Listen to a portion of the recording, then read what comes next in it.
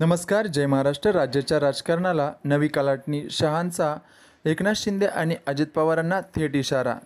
शिंदे अजित पवारांची वाढली धडधड, राजकारणात होणार मोठा फेरबदल. काय आहे सविस्तर नक्की जाणून घेऊया. त्याआधी चॅनलमध्ये नवीन असाल तर चॅनलला नक्की सबस्क्राईब करा. बिहारच्या विधानसभा निवडणुकीतील विजय केवळ बिहारपुरताच मर्यादित राहिलेला नसून त्याचे परिणाम महाराष्ट्रात होणाऱ्या स्थानिक स्वराज्य संस्थांच्या निवडणुकांवर होणार असल्याने या निवडणुकीचे थेट राजकीय परिणाम होण्याची चिन्हे दिसत आहेत. बिहारच्या यशाने महायुतीतील ताण वाढण्याची शक्यता नाकारता येत नाही. महाराष्ट्रात जेमतेम 15 दिवसांच्या अंतराने स्थानिक स्वराज्य संस्थांच्या निवडणुकांसाठी मतदान होणार असल्याने बिहारमध्ये मिळालेलं भाजपचं यश उपमुख्यमंत्री एकनाथ शिंदे आणि अजित पवार यांची बार्गेनिंग पॉवर पूर्णपणे कमी होणार असल्याचे समजते. म्हणजेच शिंदे पवार यांना मोजक्याच जागांवर समाधान मानावे लागू शकते याची दाट शक्यता आहे.